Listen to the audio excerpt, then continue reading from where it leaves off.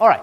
So right before the break, what we did, we started looking at a system, and we saw that if you actually, so we made an important derivation. The derivation was that if you had a system, and with an input x of t and an output y of t, shown with the operator h, so this is your system. If your system is linear, then its response, y of t, can be determined by looking at its, to any arbitrary input x of t, is given by x of t times h of t and tau, x of tau, d tau, integrated from negative infinity to positive infinity.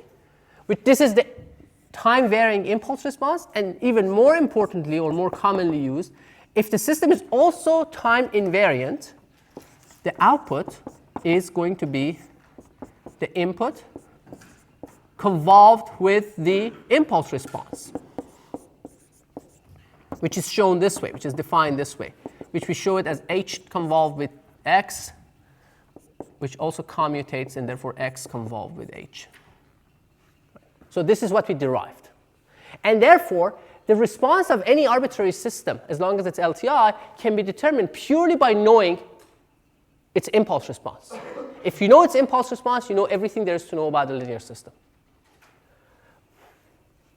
And you will see later on, this is not even limited to impulse. There are all sorts of, essentially, if you know its response to any of those singularity functions, you know its response to anything. But the impulse response is convenient because it allows you to do the calculations more easily. So let's do an example. So let's say the impulse response of our system is this. So this is h of t. Let's say it's an LTI system. So we don't have to use the superposition integral. We can use the convolution.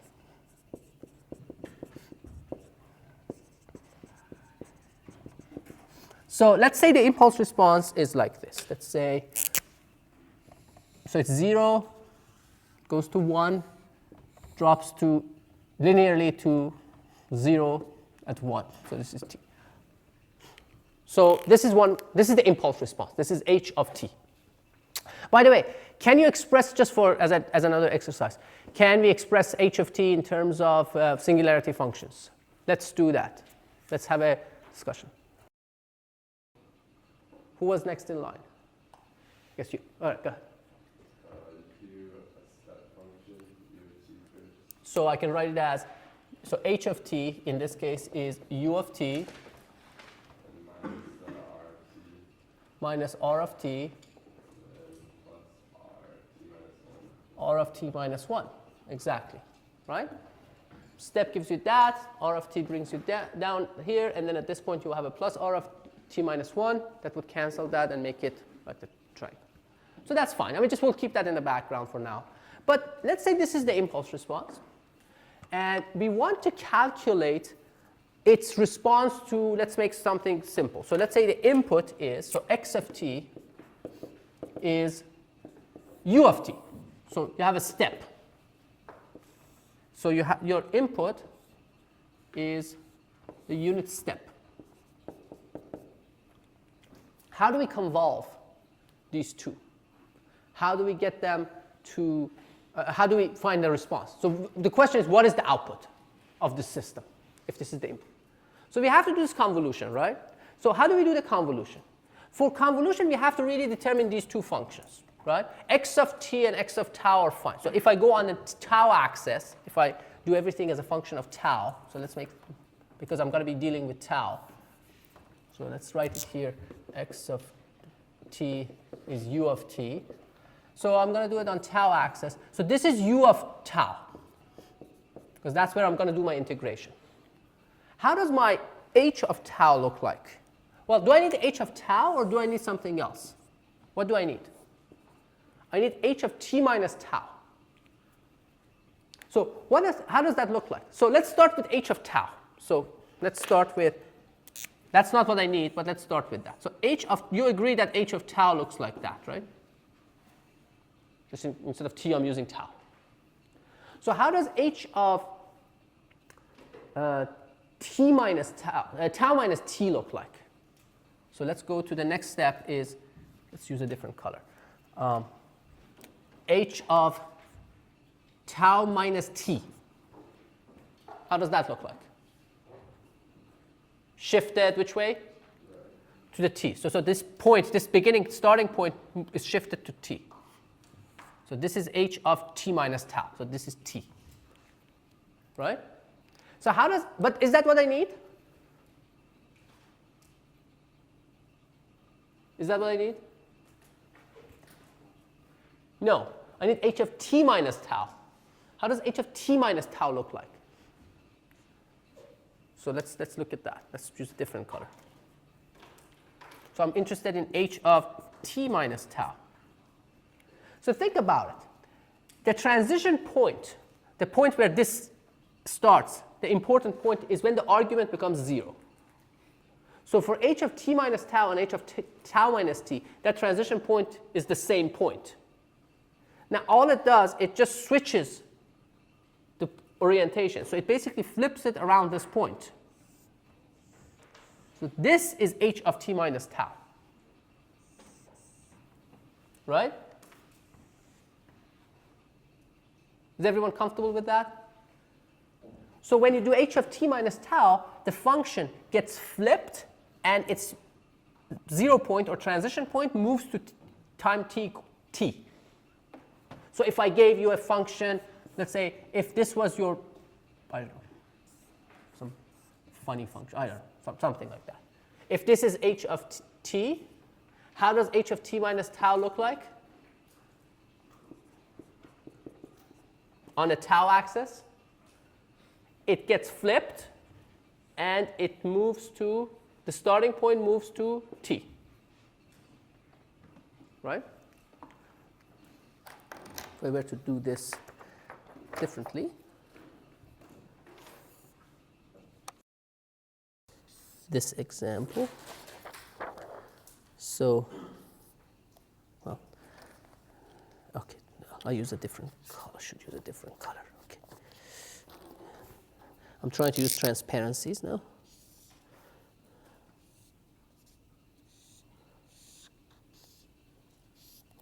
So, this is h of, let's say h of t. It's too small. And then you flip it and move it here. Okay. So now, what is the convolution? The convolution is the integral of the product of this and that. Think about it this way. This is this guy, so I'll keep it here. And this is this guy. So this is t.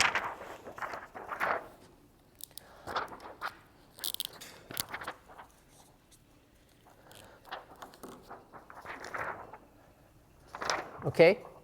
So now think about it. If t is negative, for negative t's, what is the product of these two functions? Let's say this is 0. It's 0, right? There's no overlap. As I start, once t becomes 0, this is the beginning of the overlap. As they start moving into each other, then what happens is that this overlapping part, you have to calculate the product, whatever the product is. And then you move it to slide it, the product increases, increases, increases. Now what happens beyond this point to the product for this particular example? It stays constant. At what? What is that constant value, by the way? It should be easy to calculate. 1/2, right? Because this is 1, and it's the area of this triangle. Because it's 1 times this triangle, which would be 1/2. So you should start from 0 and you go to 1/2. We know that already. And at what time do you go to 1/2? Do you reach 1/2? At the time when this is completely starts overlapping completely. What is that t? Now what is that t? It's a number. 1. Right? Because this width is 1. Once you get 1, when tau becomes, t is 1, then essentially you're here. Okay? So let's do that. Let's do that calculation. So again, for t, so let's write it here. For t smaller than 0, y of t is 0 because this product is 0. So they're non-overlapping. So once they start overlapping, in the beginning there's this transition part that's more interesting, which is happening like this. So you have basically, for example, you have a period where this is, so this is what happened. What's this? T, right? So this is tau. axis. This is t. So what are you trying to calculate? You're trying to calculate the area, right, of this product. So you're trying to calculate this area. What is that area in terms of t? It should be a function of t, right? What is it? Say again? Trapezoid, right? So what's the area of a trapezoid? It's halfway between this and that, which is the middle point. So basically, it's just what the rectangle would be, right? So essentially, it's just taking this upper part and putting it down here, which means that it's this plus that divided by 2 times this. So what is this height? So it's 1 plus, what is this height? Can someone tell me what this height is? What is this height to make your life easier? This length. T. This is t. So what is this then? 1 minus t. So 1 plus 1 minus t divided by 2, so that's the average height, times t, so that's the area. So this is for t between 0 and 1. So this is what? Which is like 1 minus t, so you can write it as t minus t squared over 2. Right? So for that time period, y of t, well, using funny notation here. Just clean it up. So y of t is 0 for t smaller than 0. For t greater than 0 and smaller than 1, it is t minus t squared over 2. And what is it at t, once it completely overlaps? Once it gets completely here, it's the area of the triangle, which is 1/2. We calculated that. So it reaches 1/2. So what is this function? How does it look like? Well, you can plot it. So you can say y of t looks like this. So it's 0, and at 1 it reaches 1/2, and then it goes like this. Right? Because this would be 1, and then it's basically minus t squared over 2. Response of your system to this step. So the step response of this system with this impulse response looks like that. You will do quite a few of these as your homework, and you definitely should do this to get familiar with this. So that's one way of thinking about it. That's the general way. If I give you a more complex function, what do? Yeah, you can try to do some of these by hand, and at some point, eventually, you can get to a point where you say, well, okay, this is the general procedure. I can write a computer program or a code that will do this for any arbitrary input. And that's one way to calculate. But it's very useful to understand things in time domain if you are designing before you go to frequency domain. Frequency domain is very valuable, and we'll go there and do all sorts of things. But do not underestimate the value of time domain.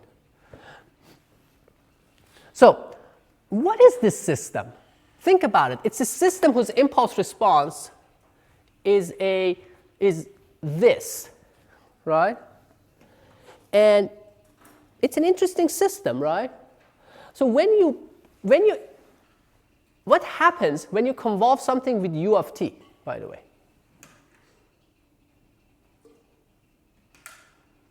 What happens when you convolve something with u of t? Think about that. So let's think about convolution with u of t. If I have a function, let's say x of t, doesn't matter. I mean, just let's say x of t, and I convolve it with u of t. So then it has to be x of tau, t minus tau d tau. What happens to it? What is the convolution with u of t?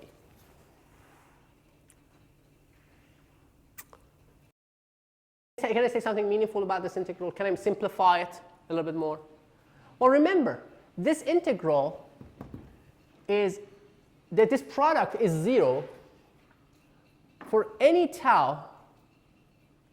So go ahead.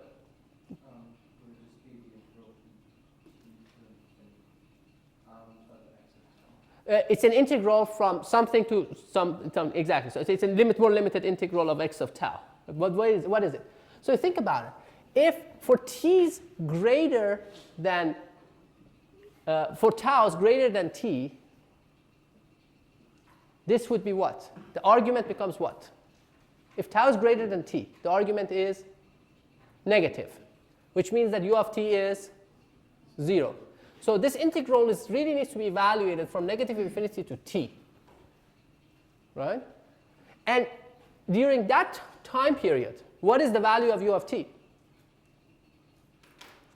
What is u of t for all the taus that are between negative infinity and t? 1, right? So that becomes simply integral of x of tau d tau.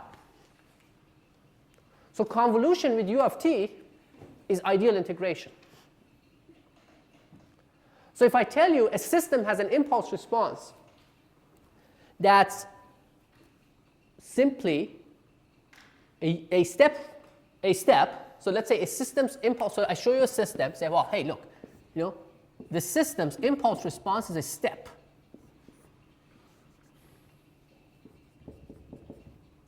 What can you say about this system? What is it? What does this system do? It's an ideal integrator, right? Which makes sense, because if it's an ideal integrator, if you integrate from negative infinity to t, it's 0, 0, 0, and then jumps to 1 and stays at 1. U of t is the integral of delta of t. So that's one way to think about it. Now, if you think about that, then you can start off with that. There's another way to find that answer, which is basically saying that h of t is convolved with u of t, right? This is what our answer was. Y of t was h of t convolved with u of t. That was the definition. Again, you need to get more comfortable with these. But when I write this, I mean this for those two functions, u of t and h of t, right? So if I have this convolution, I know that convolution with u of t means ideal integration. And we said that convolution commutates. So you can write it actually as u of t times convolved with h of t. It doesn't matter. The order doesn't matter. So if you think about it, then remember how we decomposed h of t up there? One of you guys did it.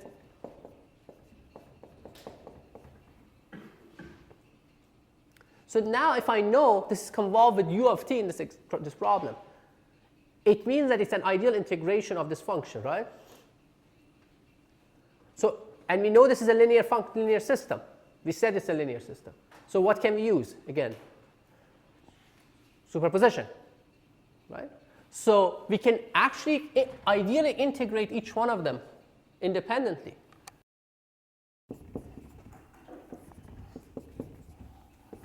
So this is our symbol for ideal integration, right? So what is the integral? So then what is y of t? It's going to be the response of the system to these individual inputs. You can think about switching the input and the response, because they said convolution commutates. So what is the ideal integration of these? What is the ideal integral of u of t? What is it? Next in line, I guess you're next in line, right? Integral of, yeah. So what is it? Integral from negative infinity to t of u of t. Yeah, not exactly t. T sometimes something. Because t, remember, t, when you say t, this is t. You don't want this. You want this. So it's t times something. T times u of t. Or r of t. What is the integral of r of t? Again, r of t times, well, not exactly, right? Because r of t is t times u of t. What is the integral of t? Right, t squared 2 times u of t. And what is the integral of the last part? T minus 1 squared over 2 times u of t minus 1, exactly. Thank you. So is this the same as what we calculated before? Well, let's find out. Well, so what is it? So let's evaluate it for 3 different ranges. for t smaller than 0, all these u's are 0, right? Right? So this is 0. Greater than 0 and smaller than 1, this doesn't matter, right? So it's these two. So u of t's are 1. So what do you get? T minus t squared over 2. Now, once you get past that, all of them matter. So this kicks in too. So what is this quantity? So all three of these u's become 1. So this becomes, in that range, it is t minus t squared over 2 plus t minus 1 squared. So which basically gives you t squared minus 2t plus 1 over 2. Right? So this cancels that. This cancels that. So you're left with 1/2.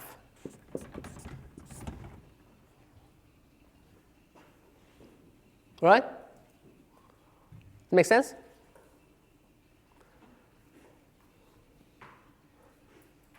So this is an example of how convolution works. Now it's very powerful, but you have to get used to it. So what's the procedure really? You take the function, you take one of the functions, doesn't matter. I mean, it's really commutates. So pick the one that makes your life easier. Flip it. So again, so let's say we started off with these two functions, right? We are trying to convolve these. You can flip it and then move it to tau equals t, and then you're sliding it as t increases, right? For different values of t. So if you wanted to know it at one value of t, you don't need to do the entire thing. If I wanted to know the value of this function, y of the output, at t equals 1/2, I don't need to do this entire thing. I need to just take this, put it at t equals 1, tau equals 1/2. Put this t on the point of 1/2 on the purple axis, and find out what the area of the product of these two functions is going to be. Make sense? If you want to know it for all values of t, then you can do the full-blown convolution. So, any questions so far? We're good? All right. Do you want to do another example of a convolution? Yes? No? Yeah, let's do another convolution. Let's pick something simpler and then we can do it together, just like, and we can do it graphically. Let's say I want my input to be, it doesn't really matter which one is which, but let's say x of t is a pulse of width 1 and height 1. And let's say your impulse response is okay, let's start with something, then we'll modify to something else. Let's say that your impulse response is a step again. So let's try these two first. So I want you to think about this, and I want you to do it. So let's see, let's switch to end it off there. Maybe we can pick up at the other end of the next row. So which one would you go and flip if you were to flip these two? So let's say you're trying to convolve these two functions. So this is h of t, which is u of t, and impulse response, which is u of t. You have the choice. You can flip either one, because we said that the order doesn't matter in convolution, right? So which one? You remember we had to flip one of them, right? We have to calculate. For example, if we wanted to flip h, we have to calculate h of t minus tau, right? If you go on the tau axis, for example. So let's make everything in terms of tau, because then we won't have to do everything again.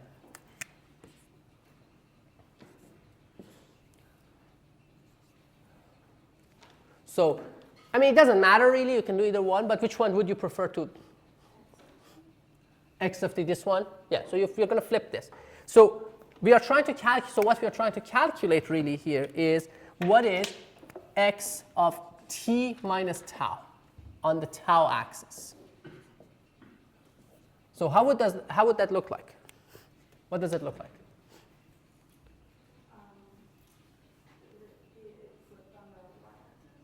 Yeah, on the okay, so where would it right? Where would it start? When you flip this, it looks pretty much the same, right?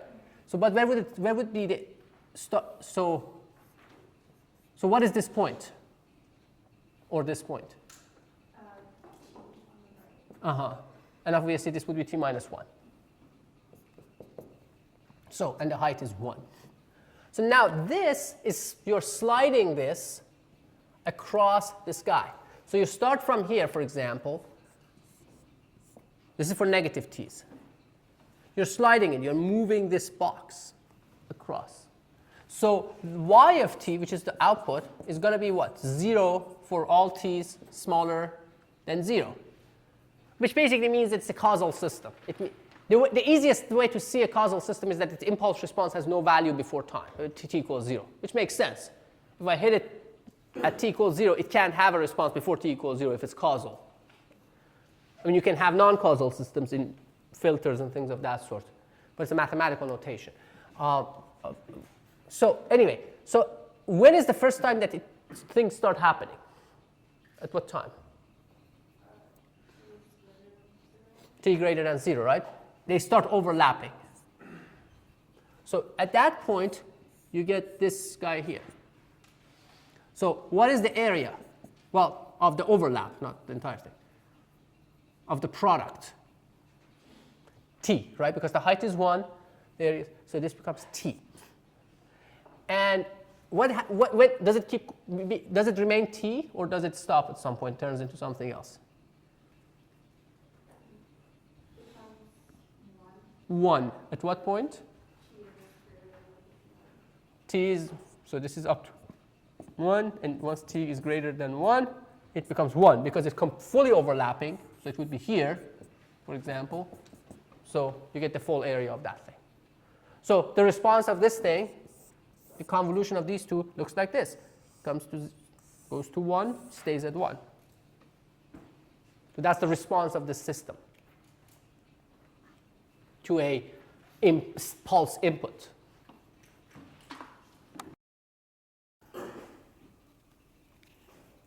So you can make all sorts of things. You can actually even do it graphically. Sometimes you don't even have to write the full function. Just you can look at it graphically and see what's the product of those things. Anyway. Okay, any questions? Yes? How do you know that X and tau is easier? How do I know which one is easier? Well, it's really up to you because it's the one that you're moving across. This was finite. So you know that if you do that, then you will run out. I mean, it will also run out the other way around. So if you could do the same thing. You could flip this guy, the u of t, and then slide the u of t entirely across this thing. And you will get the same result. And that makes sense because think about it. The reason it commutates. Think about the reason it commutates. Let me show you, without saying a word, the reason it commutates. The convolution commutates, right?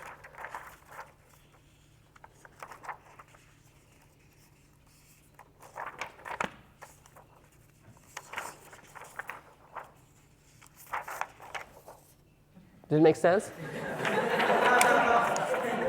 That's commutation, right? We're commutating, right? Just need to flip it. That's why it commutates. That's the way to remember it. The overlap is going to be the same no matter which way you look at it. All right. Okay, any questions?